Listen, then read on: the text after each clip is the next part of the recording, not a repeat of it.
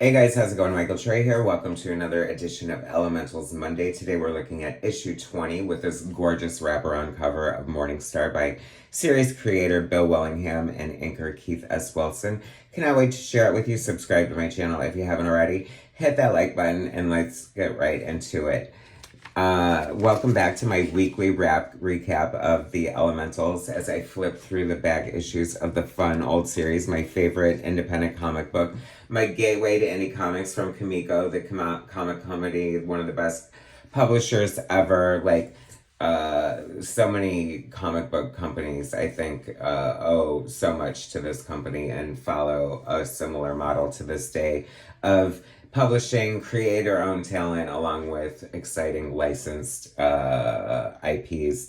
So this issue is very interesting. It feels like a fill-in issue. It's written by Bill Willingham with pencils by Jill Thompson. If this isn't her first comic book work, it's very early comic book work in conjunction with the Fathom miniseries she did for Kamiko as well, and several fill-in issues on the Elementals. I think this is the first time we see her, if this predates the miniseries, because I know that they were both out this same year. So, I mean, obviously, Jill Thompson would go on to have a very decorated, celebrated career, winning Eisners and creating many magical comics of her own. It's pretty well suited that she's drawing this issue. I feel like she ties into fantasy and sword and sorcery very well. This is kind of funny. It feels very 80s. It feels, I don't know, if you're a Gen Xer or from the 80s, you know that, I don't know, especially if it was like sword and sorcery and like a modern movie. I think it's interesting. He's wearing a Buckaroo Banzai shirt, but it's like it was always very 80s, but like with elements of like sword and sorcery from the past.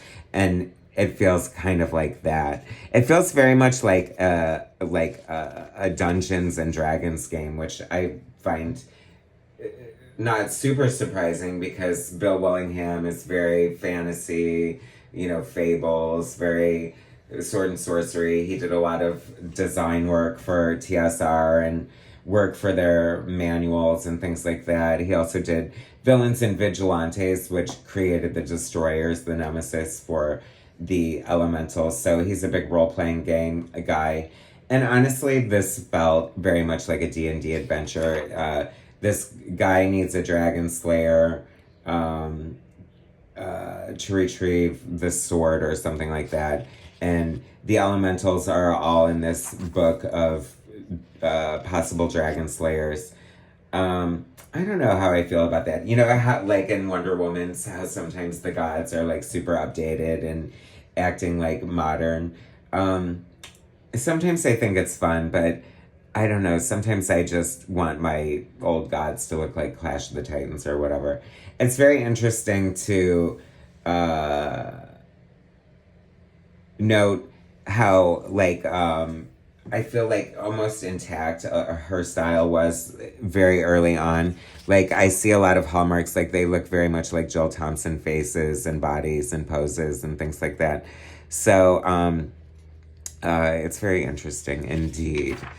Night and the Enemy is such a great. I had that, and I don't know if I want to re-get it, and not again. But for the Ken Stacy art, totally worth it, right? I'm not a huge sci-fi guy, by the way, or sword and sorcery. I love superheroes as my wheelhouse. So she kills these wolves who attack her, and they turn into like humans, and she's starting to have regret, and she's like, what have I gotten myself into? Why have I agreed to slay a dragon? So I'm not going to slay him, but I'll try to defeat him. And then this just feels very, I don't know, like, this feels very much like a villain issue. And it very well could have been. Maybe they were trying to get Jill some work or get Bill Willingham caught up. I'm not entirely sure.